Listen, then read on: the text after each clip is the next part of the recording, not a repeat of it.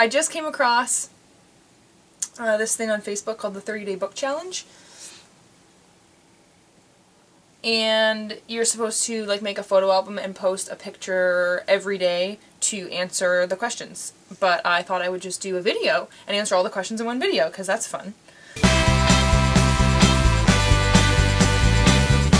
So I don't know who started this. It doesn't say, it's just a picture there. But I will do this. So I haven't looked at any of the questions yet, so I haven't thought of any of my answers. So this is going to be fun. So that would be in 2012. I don't remember what I read last year. Oh, I don't know, probably Divergent and Insurgent. Here's Insurgent here.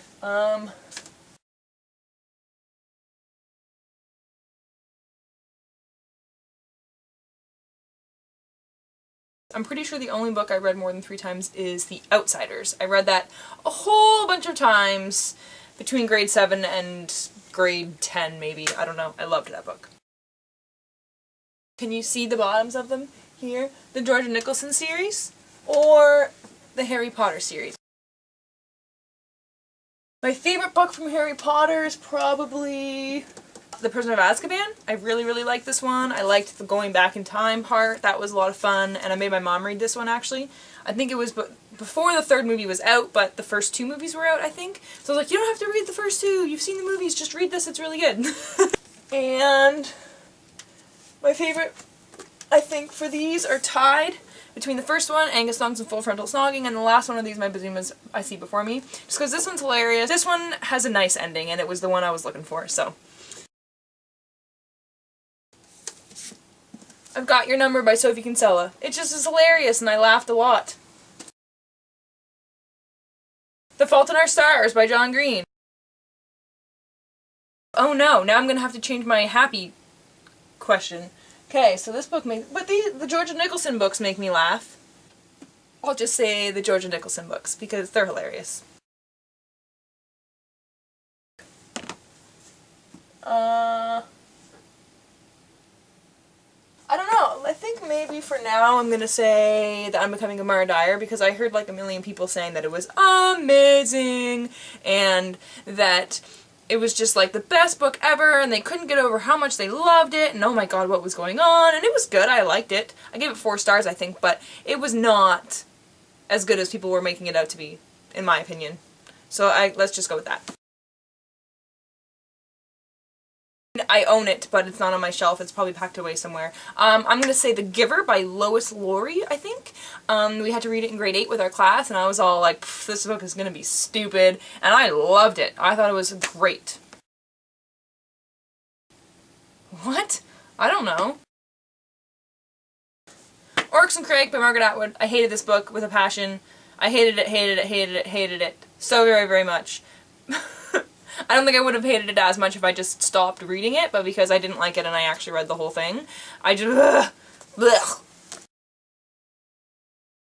Maybe The Maze Runner. I liked this book. I wasn't a huge fan of the first chunk of it. It took me a while actually to get about halfway through, but once I was halfway through I just plowed through it in like 2 sittings. But I really, really, really did not like the ending at all. I thought it was a huge cop-out, and I was super disappointed, and I just felt like the rest of the story was pointless. So, yeah. I enjoyed while I was reading it, but then the ending just made me super mad, and then I wanted to throw it across the room, and I don't want to finish the series. But if anyone has finished the series, I kind of would like to know how it ends. I just don't want to have to read the books to find out how they end. So someone can tell me, that would be nice. My favorite writer used to be Harlan Coben, which here is a book by Harlan Coben.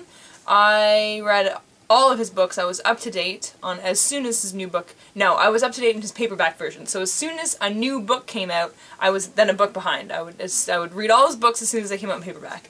And I started reading The Woods, and I did not like it. And I tried picking it up multiple times, and I only got about halfway through, and I was not interested in any of the characters or the story or anything at all, and I haven't picked anything up from him since, because I'm afraid that it's not just the book that I don't like, I'm afraid that I don't like him as an author anymore, and I don't want to not like him anymore. He's like my favorite author. But not anymore. I have a lot of Sophie Kinsella books. I like her books, but they're not my favorite. I just like her books because they're funny. I have 2 books by John Green, and I have read bits of his other books in chapters, but haven't purchased them because I buy too many books. And I liked what I read, so I want to get them. So maybe John Green, because he just has good books, but I don't even know. Abraham Lincoln Vampire Hunter. First of all, that book was awesome.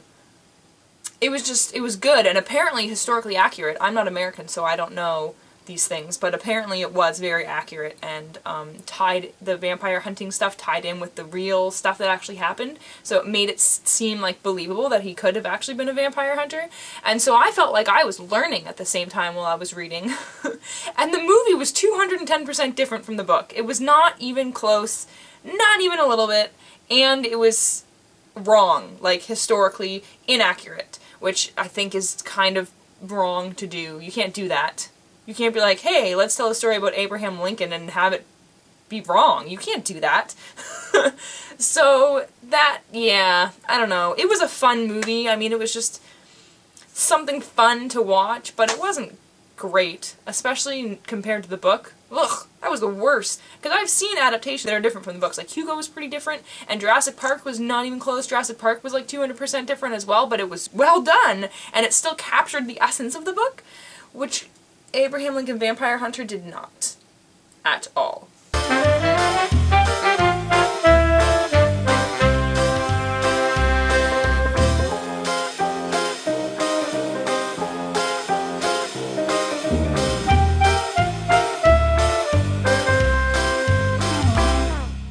So I'm doing a fun, ooh, I have a Twitter! Who mentioned me?